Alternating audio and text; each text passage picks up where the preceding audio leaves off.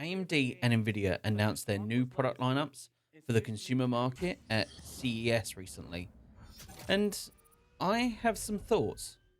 I'm not going to be covering AMD's latest CPU announcements. I'm just going to purely focus on what information they gave about their GPUs. So, AMD announced their latest RDNA 4 architecture built upon the TSMC 4nm process. I say announced, it was never actually mentioned during their CES demo, and instead I just had to find some outlets and retailers that posted a couple of slides giving, as kind of alluded to earlier, very little information about what we can expect. AMD with this latest architecture has been going really hard on the marketing buzzwords, but unfortunately there's very little substance behind them because they're providing all these marketing fancy words without them providing any information as to what that means. They have announced the AMD RX 9070 and 9070 XT. Now, normally with GPU makers, what they do is they release their highest end card first. You can see this in the 7900 XTX that was released last generation, or before that, the 6900 XT that was released the generation before that, or even on Team Green, where they've got the RTX 4090, or this year they've got the RTX 5090, or the generation before the 4000 series, the RTX 3090. So you might be thinking, well, 9070 is not a particularly high number, and you would be right. It's not a high-end card, but it is the highest end card that AMD is going to do this time. AMD this generation has decided not to focus on the high-end market and only focus on the mid-range and budget sector. I would normally applaud this move all day long had they not abandoned the high-end market as well. I understand why they've done that, and we'll come on to that a bit later. But as I've mentioned in my other videos, I ultimately am a big fan of competition. I want the best product. And unless some companies push to do so, they're never going to innovate. They're never going to provide a better product if they don't have to. We simply need to look at AMD and Intel in the CPU market over the last however many years, when AMD and Intel have both dominated their respective markets, to see how it very quickly stagnates and we don't get the performance generational uplifts that we would like. And then you have this whole naming scheme as a whole. For nerds like myself who research this sector, it's easier to keep a track of what's going on. But for those who don't, for those who just come in every 3, 4 or 5 years to upgrade your components, or who just dip in, get what they need and then dip out again, how are you supposed to keep track? We've gone from the RX 580 to the RX 7900 XTX and now to the RX 9070 XT. None of these make sense in a contextual way. I mean, look, NVIDIA have used the same naming scheme since 2008. That is 17 years of consistent naming. From the GTX 280 all the way to now with the RTX 5090, you understand what products you're buying within that generation and what generation you're buying very easily. In the meantime, however, since 2008, AMD, well, it originally started off as ATI back in 2008, and then it was acquired by AMD. That was their GPU division originally. And then you had the Radeon HD series, and then you had the Radeon RX series, and then you had Radeon RX Vega, and then you had the Radeon RX Thousands series, and now you've got the Radeon RX, I'm copying NVIDIA series. I've had my PC since around 2021, and I wanted to upgrade this year from a 5800X3D and a 3080 Ti. Now, CPU aside, we're going to focus on the GPU. I don't think I can buy an AMD GPU this year. Not because their products aren't good in terms of price to performance to whatever metric you want to go by. AMD cards are really good.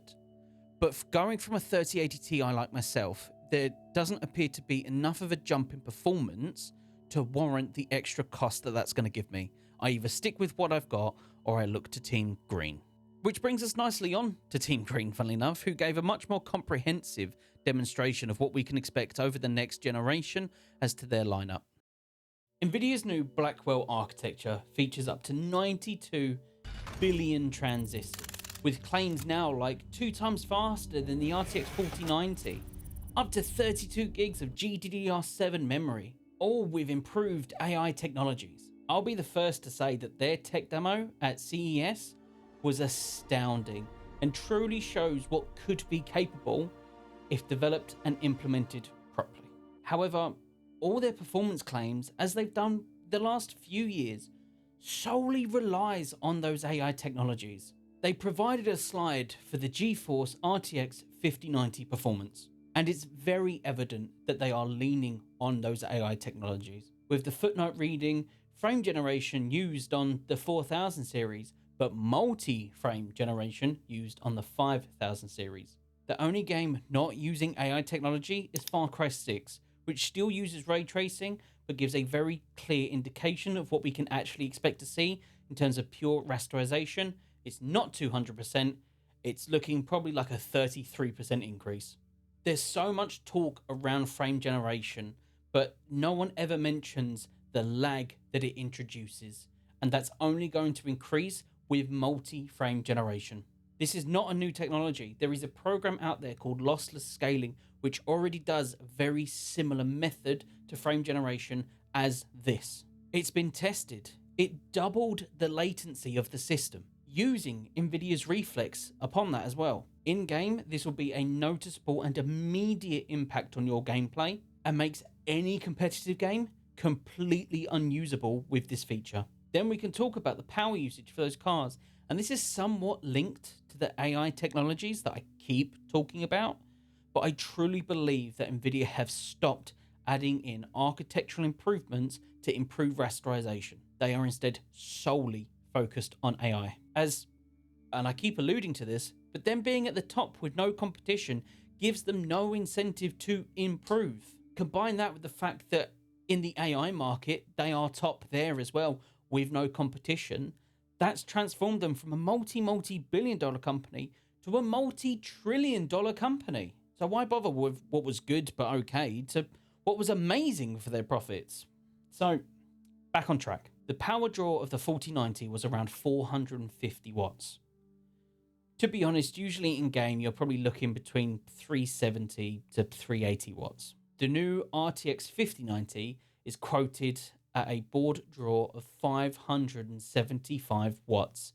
That is a 27% increase in power. And if we go back to the chart earlier where we referenced Far Cry 6, we can see that that's probably around a 33% increase, and it doesn't take a genius to understand the 2 and 2 together there. Now, this is purely speculation, and correlation does not equal causation.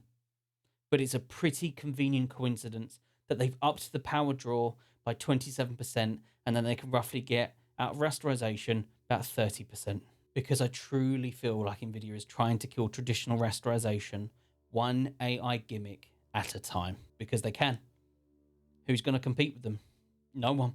So we shall wait and see what comes as a result of this. We have to wait for independent reviews from the outlets that we know and trust to really give us the rundown on not only performance but power usage and everything else we can expect from there as well. But it is clear that if you've got thousands to burn through, you want a small space heater in your office or your room, and you truly want the best of the best, the RTX 5090 is your only option. As for me, I'm going to sit on my hands and wait. I might upgrade this year as I want to. I might not. It depends on what the field looks like. That's all for me for now. I truly hope that we can have a return of competition of the high-end GPU market. But for now, we work with what we've got. In the meantime, thank you so much for watching this video. If you enjoyed it, please consider dropping a like and subscribe onto the channel. Really means a lot. And I want to know your thoughts in the comments below. Do you agree with me? Do you feel like there's something different going on? Do you just simply disagree with me? Do you think it's worth upgrading this year, or do you think all the marketing malarkey is just too much? Let me know. But thank you so much for watching. Much love. Goodbye.